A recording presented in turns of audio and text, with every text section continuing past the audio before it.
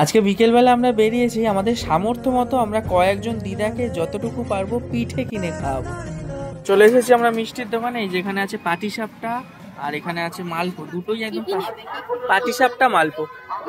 হ্যাঁ দুটো, একটা পাটিসাপটা একটা মালপো, তিন জায়গায় হ্যাঁ।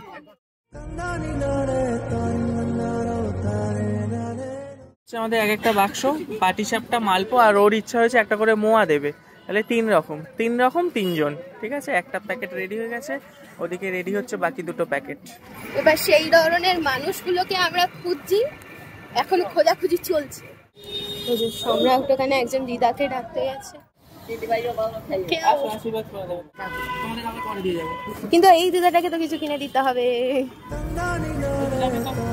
আমাদের কাছে 3টে প্যাকেট ছিল, তাহলে দিদাকে কিছু